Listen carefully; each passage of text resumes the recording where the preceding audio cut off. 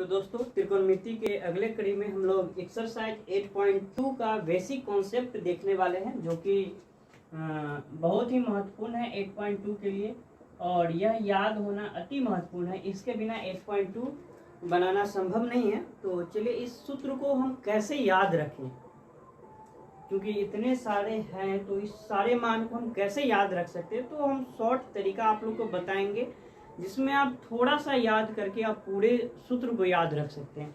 इसलिए हमने पहले सारणी को एक बार लिख लिया और उसे क्रम रूप से सजा दिया, ताकि आपको इसे कॉपी में नोट डाउन करके और याद करने में बहुत ही आसानी होगा। चलिए पहले देखते हैं। हम लोग यहाँ पे लिख दिए हैं कोण ए, फिर 0 डिग्री, फिर 30 डिग्री, फिर 45 डिग्री, फिर 60 डिग्री, फिर 90 डिग्री में। जैसे साइन ए, यहाँ पे 3 वैल्यू का 3 का मान क्या होगा, उल्टा होगा। जैसे यहाँ पे साइन ए 0 डिग्री में क्या होता है, 0 होता है, 30 डिग्री में क्या होता है, 1/2 होता है, और 45 डिग्री में 1/√2 होता है, और 60 डिग्री में साइन का मान होता है √3/2, और 90 में होता है 1। सेम इसी का अपोजिट, जैसे कॉस ए है, तो कॉस ए में 0 डिग्री का वैल्यू क्या हो जाएगा, यह जो 1 है यह यहाँ आ जाएगा। फिर कॉस 30 डिग्री में क्या होगा, जो साइन 60 डिग्री का वैल्यू होगा सो हो जाएगा। जैसे कॉस 45 डिग्री का वैल्यू क्या होगा, तो 1/√2 ही होगा। फिर कॉस 60 डिग्री का वैल्यू क्या होगा, 1/2 होगा, और कॉस 90 डिग्री का वैल्यू क्या होगा, 0। यानी कि हम कह सकते हैं साइन का जो मान चल रहा है वही मान कॉस का भी है, लेकिन यह लास्ट से हम लोग ले लेंगे। जैसे 1 का 1 हो गया, √3/2 का √3/2 हो गया, 1/2 का 1/√2 हो गया, 1/2 का 1/2 हो गया, और 0 का 0 हो गया। इसी प्रकार से हम लोग जैसे tan में देखें, tan 0 डिग्री का वैल्यू 0 होगा, 30 डिग्री में 1/√3 होगा, और 45 डिग्री में 1 होगा, 60 डिग्री में √3 होगा। और इस टाइप के जो लिखे हो उसे हम लोग अपरिभाषित बोलते हैं, यानी उसका कोई मान नहीं है, और आपको ऐसा मान वाला आएगा भी नहीं। तो चलिए देख लेते हैं हम लोग। tan का उल्टा क्या होता है, cot। तो cot में देखिए यहाँ से स्टार्ट हो गया अपरिभाषित, √3, फिर 1, फिर 1/√3, फिर 0 का 0। फिर है cosec a। अब cosec a में क्या होगा, cosec a का उल्टा हो जाएगा sec, यानी कि देखिए 0 डिग्री में इसका अपरिभाषित होता है, 30 डिग्री में 2 होता, 45 डिग्री में √2 होता, 60 डिग्री में 2/√3 होता, और 90 डिग्री में 1 होता। फिर यहाँ से क्या होगा, sec का चलेगा, 1 का 1, 2/√3 का 2/√3, √2 का √2, 2 का 2, और अपरिभाषित का अपरिभाषित। यानी हम कह सकते हैं इसमें मुख्य रूप से हमें एक साइन का याद रखेंगे तो कॉस हो जाएगा कंप्लीट, tan का याद रखेंगे तो कॉट हो जाएगा कंप्लीट। यानी कि हमको इसको अच्छे से याद रखना है, इसमें हम लोग टिक कर ले रहे हैं, क्योंकि यह 1, 2 और ये 3। अगर हम यह 1, 2, 3 का मान याद रखते हैं तो यह 3 का मान हम लोग आसानी से बना लेंगे, क्योंकि पूरा याद करने में थोड़ा सा कठिन है। इसलिए आप लोग 3 का मान याद रखें और उसको उल्टा करके हम लोग आसानी से बना सकते हैं। तो जैसे इस पे अगर क्वेश्चन देख ले 8.2 का, कुछ क्वेश्चन दिए हुए हैं, चलिए हम लोग देखते हैं।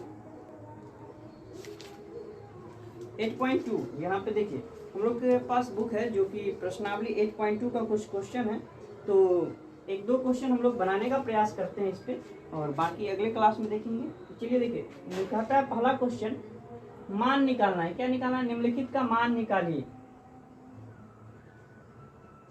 पहला क्वेश्चन दिया है आपका, sine 60 degree into cos 30 degree plus sine 30 degree into cos 60 degree. दूसरा क्वेश्चन भी नोट कर लेते हैं, 2 tan square 45 degree plus cos square 30 degree minus sine square 60 degree. अब इसको बनाएंगे कैसे, तो बहुत ही इजी है बनाना। जैसे फर्स्ट नंबर क्वेश्चन का हम लोग आंसर देखने का प्रयास करें, तो क्या क्या है, sine 60 degree into cos 30 degree plus sine 30 degree into cos 60 degree. तो साइन 60 में क्या वैल्यू है, तो साइन 60 डिग्री में होता है √3/2, साइन का मान है। साइन 60 डिग्री में क्या होता है, √3/2, यानी साइन 60 के स्थान पे आ जाएगा √3/2। यह जो गुणका है इसे हम लोग गुना कहते हैं, मल्टीप्लाई कहते हैं। तो यहाँ पे क्या आ जाएगा, गुना का साइन आ जाएगा। उसके बाद है cos 30, तो cos 30 का मान देखिए, cos 30 का मान होता है √3/2, यानी कि √3/2 प्लस साइन 30 का वैल्यू, साइन 30 का वैल्यू होता है 1/2, यानी 1/2 यानी 1/2। फिर वहां पे cos 60 का वैल्यू की बात करें तो cos 60 का वैल्यू होता है 1/2। अब चलिए इसको क्या हम लोग क्या करेंगे, गुना कर लेंगे। √3 से √3 में गुना होगा तो हो जाएगा 9, और 9 का वर्गमूल होता है 3, तो 3 हो जाएगा। फिर 2 दूना 4, फिर प्लस का प्लस 1 से 1 में गुना करेंगे तो 1 ही आएगा, और 2 का गुना कर देंगे तो 4 हो जाएगा। अब यह भिन्न का जोड़ आ गया, इसे हम लोग अब भिन्न का जोड़ निकालेंगे। जैसे 4 का एलसीएम क्या होगा, 4 ही होगा। जैसे 4 से 4 में भाग करेंगे तो 1 आएगा, 1 से 3 में गुना होगा तो 3 हो जाएगा। फिर 4 से 4 में भाग करेंगे 1 आएगा, 1 से 1 में गुना होगा तो 1 हो जाएगा। अब ये हो जाएगा 3 और 1 यानी 4/4 कट के आ जाएगा 1, यानी कि पहला का आंसर होगा 1। वहीं पे दूसरा को भी हम लोग देख लेते हैं। दूसरा क्वेश्चन बहुत ही आसान है, दूसरा क्वेश्चन बनाना कोई भारी नहीं है। हाँ, दूसरा क्वेश्चन है 2 tan square 45 degree plus cos square 30 degree minus sin square 60 degree.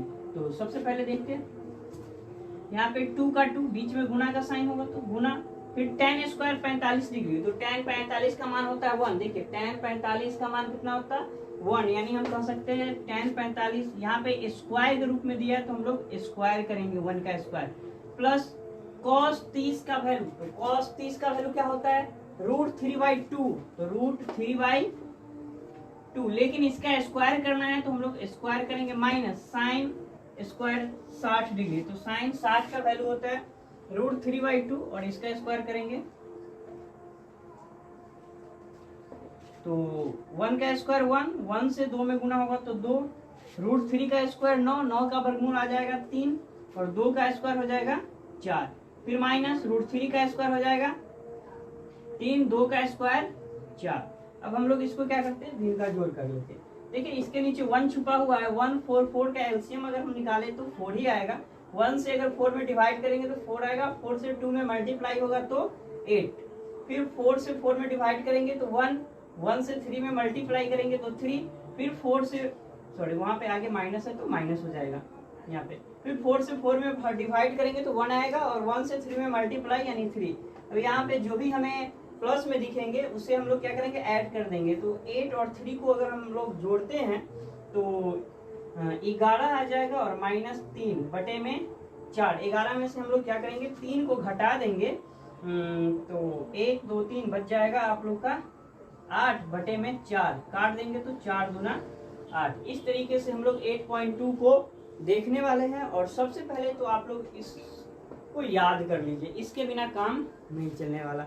इसको याद करने के बहुत सारे तरीके हैं, लेकिन परफेक्ट रूप से आप 3 मान को कम से कम याद रखें तो आपका काम हो जाएगा, क्योंकि ट्रिक होता है लेकिन ट्रिक हम लोग जल्द भूल जाते हैं। तो यही रहेगा आप लोग को अच्छा, जो ये 3 मान कम से कम याद रखें ताकि आपको एग्जाम में कोई भी कन्फ्यूजन ना हो, क्योंकि बोर्ड एग्जाम में अगर कन्फ्यूजन होता है तो वहाँ बहुत बड़ी प्रॉब्लम हो जाती है, क्योंकि वहाँ पे आपके अंक कट जाते हैं। इसलिए आप लोग इस 3 मान को याद रख ले, 3 से 6 मान याद हो जाएगा तो काफ़ी आसानी होगी। और आप यह वीडियो कैसा लगा आप लोग कमेंट बॉक्स में ज़रूर बताएं, और चैनल पर नए हैं तो चैनल को सब्सक्राइब करें, और अपने दोस्तों के साथ इस वीडियो को शेयर करें ताकि वो लोग को भी बेनिफिट हो सके और वो लोग भी इसका फ़ायदा उठा सकें। चलिए धन्यवाद, मिलते हैं नेक्स्ट वीडियो में नेक्स्ट क्लास में।